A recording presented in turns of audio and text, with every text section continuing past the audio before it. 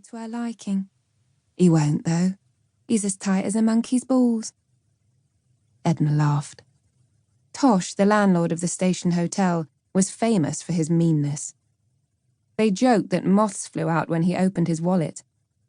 He was also nearly 50, balding and paunchy, an ex-boxer with a broken nose. It was surprising enough that Anne Taylor, with her stunning looks and hoity-toity manner, should even work for him as a barmaid. But although Edna would like to believe what her friend was saying, she thought it extremely unlikely that Anne would stoop to having an affair with him too. Why would she want a man to take her away from here anyway? Reg ain't a boozer and he's always in work, she said. Iris rolled her eyes with impatience. Are you blind and deaf? She exclaimed. Everyone knows they fight all the time. Mrs. Gardner downstairs to them says they're at it hammer and tongs most every night. Me and Sid fight all the time and all, Edna retorted. Especially when he stays in the pub and his dinner's ruined. That don't mean I go looking for someone else. Iris moved closer to her friend. She neglects those kids, she said conspiratorially. Back in the winter, when the snow was on the ground, sometimes they was waiting on the doorstep with their teeth chattering for hours for their mum to get back. If it weren't for Reg, I don't reckon they'd ever get a decent meal or clean clothes. She spends all the money on clothes and hairdos. And why would she do that if it weren't to catch a new man? Edna knew it was true about the two little girls waiting on the doorstep in the cold after school. She'd taken them in a few times herself, but she thought Iris was being a bit malicious about the rest, so she made no comment. She liked Reg Taylor. He looked like a thug with his big shoulders and hair cut as close as a convict's. But he'd been the first to come round to offer help when her pipes burst in the winter and Sid was working away. Just the way Reg talked about his little girls showed how much he loved them, and she didn't believe he would stand for his wife neglecting them.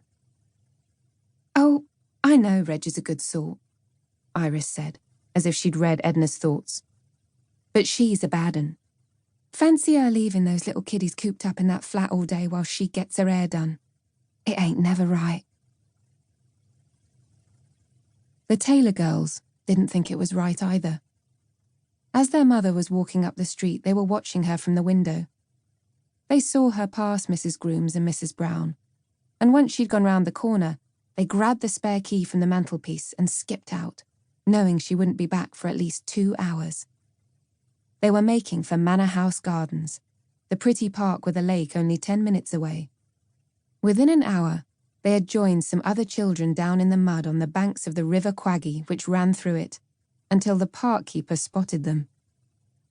All 6 children involved in building a dam across the river jerked up their heads in alarm at the sound of his outraged shout from the bridge some 20 yards away. Dulcie Taylor didn't stop to see what her companions would do, just grabbed her younger sister May's hand, hauled her up the riverbank, and squeezed first May, then herself, through the same bent railing they had entered through. Quick, hide under there, Dulcie gasped, shoving May beneath a dense shrub on the other side of the pathway, then, with only the briefest glance around, crawling in too. Seconds later, the park keeper in his brown uniform came riding past on his bicycle. Dulcie put her hand over May's mouth and whispered that she wasn't to move until he was out of sight. As they could hear him yelling at the others, no more than 30 or 40 feet away from their hiding place, they stayed crouched under the bush, both panting with fright. Dulcie was 8.5. May had had her 5th birthday only 2 days ago, and they were very alike, with blonde hair which they wore in plaits, pale skin, and wide blue eyes. Yet May was always referred to by neighbours as the pretty little one. It wasn't that Dulcie was plain, though she was rather thin and gawky, with new front teeth which looked a little large for her small face, merely that May endeared herself to people by smiling readily and chatting, and she didn't look permanently anxious as her older sister did.